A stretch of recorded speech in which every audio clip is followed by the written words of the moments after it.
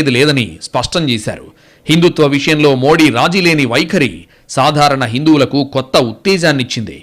మన కోసం ప్రధాని అంతగా పాటుపడుతుంటే మనం కనీస స్థాయిలో కూడా తోడ్పాటు ఇవ్వకపోతే ఎలాగనే ఆలోచన పెరిగింది. అంతే, దేశవ్యాప్తంగా భక్తి ఉద్యమం పొంగిపొర్లుతోంది. ఎక్కడ చూసినా హిందువుల వీరగాథలు, ఘన చరిత్రలు, దేవుళ్ల గొప్పతనం గురించి చెప్పుకునే సంస్కృతి పెరిగిపోయింది. అన్ని మతాల కంటే గొప్ప చరిత్ర ఉన్న మతం హిందూ మతం. మాకేం తక్కువ అనే ధోరణి వచ్చేసింది. హిందువులంతా ఏకమైన సంకేతాలు రావడంతో గతంలో మాదిరిగా హిందుత్వపై విమర్శలు చేసేవారు కూడా ఆలోచించుకోవాల్సొస్తోంది. ఆ రకంగా హిందువుల్లో ఆత్మవిశ్వాసం పెంచడమే కాదు, హిందుత్వపై రాళ్లేసే పరిస్థితిని పరిహరించడంలోనూ మోడీ విజయం సాధించారు. మోడీ సాధించిన రాజకీయ విజయాలన్నీ ఒకెత్తైతే మోడీ నేతృత్వంలో జరుగుతున్న హిందుత్వ పునరుజ్జీవం మరో ఎత్తు. హిందుత్వ గొప్పతనం గురించి ఊరికే ప్రసంగాలిస్తే లాభం లేదు. హిందువులకు స్ఫూర్తినిచ్చే కార్యక్రమాలు చేయాలి. కేవలం అయోధ్యలో ఆలయ నిర్మాణంతో మోడీ విశ్రమించలేదు. దేశంలో ఎక్కడెక్కడ ఆలయాలు కూల్చారో వెలికితీసి వాటన్నింటిపై కోర్టుల్లో కేసులు వేసి అక్కడ కూడా ఆలయాల పునర్నిర్మాణం కోసం కంకణం కట్టుకున్నారు. మోడీ రాజకీయ ప్రస్థానంలో తొలి అడుగు పడ్డ గుజరాత్లో కూడా సోమనాథ్ ఆలయాన్ని పునర్నిర్మించారు. తర్వాత అయోధ్య, ఆ పైన మధుర. ఇవే కాకుండా కాశీ, ఉజ్జయిని, ద్వారకలో ఆలయాలకు కొత్త సొబగులు అద్దారు. టెంపుల్ సిటీలను అభివృద్ధి చేస్తూ మరింతగా భక్తుల్ని ఆకర్షిస్తున్నారు. పర్యాటకంలోనూ హిందుత్వానికి పెద్దపీట వేస్తున్నారు. దీంతో దేశ విదేశీ పర్యాటకులు తరలివస్తున్నారు. ప్రపంచవ్యాప్తంగా హిందూ మత వైభవం కనిపిస్తోంది. విదేశాల్లో కూడా అంతకంతకు ఆలయాల నిర్మాణం పెరుగుతోంది. ఆయా దేశాల ప్రభుత్వాలు, ప్రైవేటు వ్యక్తులు పోటీపడి ఆలయాలు నిర్మిస్తున్నారు. విదేశీ కళాకారులు రామాయణ, మహాభారత కథల్ని ప్రదర్శిస్తున్నారు. వీటికి అనుబంధంగా మన కళలకు కూడా పెద్దపీట వేస్తున్నారు. హైందవ సంస్కృతిని వారధిగా వాడి పలు దేశాలతో సంబంధాలు మరో స్థాయికి తీసుకువెళ్తున్నారు. ఈ క్రమంలో విదేశాల్లో మరుగున పడ్డ హిందుత్వం కూడా వెలుగు చూస్తోంది. అది చూసి దేశంలోని హిందువులు పులకించిపోతున్నారు. గతంలో హిందూ మతానికి సంబంధించిన కార్యక్రమాలు చేయాలంటే జనం వస్తారో రారో అనే సందేహాలు ఉండేవి. ప్రభుత్వాలు అనుమతులు ఇస్తాయో లేదో అని అనుమానాలుండేవి. ఇక విరాళాల గురించి ఆలోచించడానికే భయపడేవారు. కానీ ఇప్పుడు అలా కాదు. పరిస్థితులు పూర్తిగా మారాయి.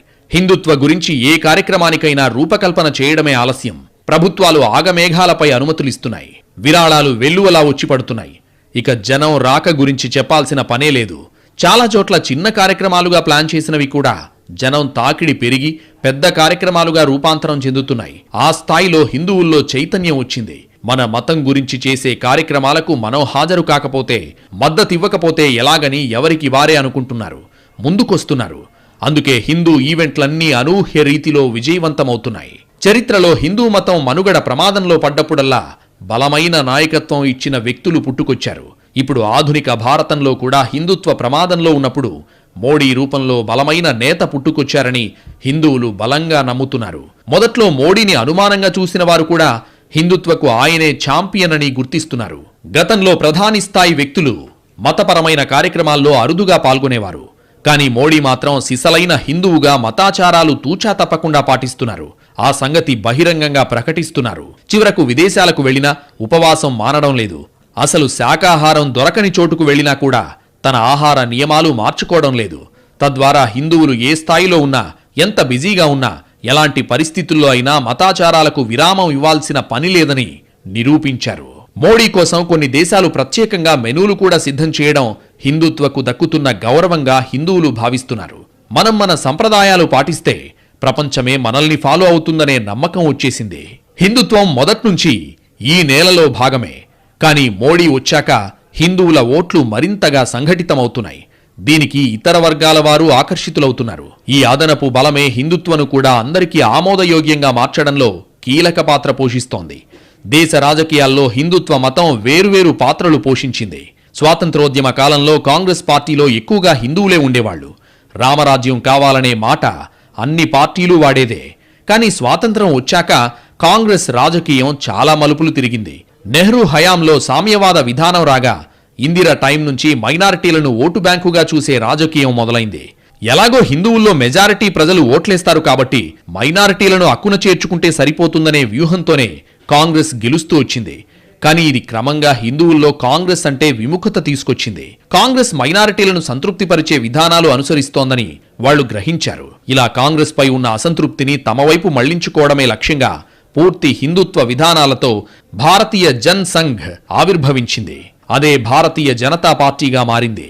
మొదట్నుంచి నిర్మోహమాటంగా హిందుత్వ సిద్ధాంతాన్ని ఎత్తుకున్న బీజేపీ ఎక్కడా తగ్గలేదు. ఆ దూకుడే బీజేపీని 2 సీట్ల నుంచి 300 సీట్లకు చేర్చిందని విశ్లేషకులు చెబుతారు. అయోధ్య రామమందిర వివాదాన్ని తమకు అనుకూలంగా మార్చుకున్న బీజేపీ దేశవ్యాప్తంగా రథయాత్ర నిర్వహించి జై శ్రీరామ్ నినాదాలు మార్మోగేలా చేసి హిందూ ఓట్లను సంఘటితం చేసింది. దక్షిణాదిలో హిందూ ఓట్లు అనుకున్నంతగా సంఘటితం కాకపోయినా ఉత్తరాదిలో మాత్రం సంఘటితమయ్యాయి. దీంతో బీజేపీ దేశంలో కాంగ్రెస్ తర్వాత ప్రధాన రాజకీయ పక్షంగా ఎదిగింది.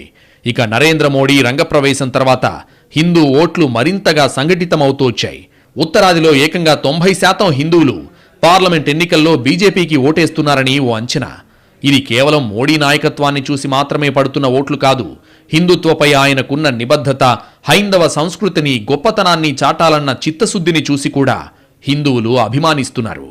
దేశంలో ఇప్పుడు అన్ని పార్టీలకు, నేతలకు తప్పనిసరిగా ఆలయాల సందర్శనను ఎన్నికల ప్రచారంలో ప్రధాన భాగంగా చేసుకోవాల్సిన పరిస్థితి వచ్చింది. రాహుల్, ప్రియాంక కూడా ఆలయాలు సందర్శిస్తున్నారు. బెంగాల్ సీఎం మమతా బెనర్జీ ఎన్నికల ప్రచారంలో చండీ మంత్రం చదవడం మచ్చుతునకలు మాత్రమే. తమ తమ రాష్ట్రాల్లో బీజేపీ దూకుడును నిలువరించాలంటే తాము కూడా ఇలాంటి పనులు చేయక తప్పదని ఆయా పార్టీలు అర్థం చేసుకున్నాయి. కానీ హిందువులు మాత్రం మరోలా అర్థం చేసుకుంటున్నారు. మోడీ వచ్చాకే నేతలంతా హిందూ జపం చేస్తున్నారని, ఇదంతా మోడీ ఘనతే అని బలంగా నమ్ముతున్నారు. మోడీ ఓటు బ్యాంకు కోసం హిందుత్వ అనడం లేదు. అది ఆయన జీవన విధానం అనే సంకేతం హిందువుల్లోకి బలంగా వెళ్ళింది. చరిత్ర ప్రకారం భారత్ను హిందూ దేశమని పిలిచేవాళ్లు. దేశం హిందూ దేశం అయినప్పుడు ప్రజలంతా హిందువులే కదా. దేశానికి స్వాతంత్రం వచ్చినప్పటినుంచి హిందూ అనే పదం మతానికి సంబంధించిందా, సంస్కృతిని గుర్తు చేసేదా అనే చర్చ జరుగుతూనే ఉంది. దీనికి కూడా మోడీ వచ్చాక తనదైన నిర్వచనం ఇచ్చారు. మన సంస్కృతిని రక్షించుకోవాలి, అంతేకాని అనవసరపు చర్చలతో కాలయాపన చేయకూడదు. ఇతరులకు మనల్ని విమర్శించే అవకాశం మనం ఇవ్వకూడదని హిందువులకు నేరుగా సందేశం ఇచ్చారు మోడీ. సర్వే జన సుఖినో భవంతు అంటే ఎవరేమన్నా అందరి సుఖం చూడటం కాదు. మన జోలికి రానంత వరకే ఎవరినైనా ఉపేక్షించాలి.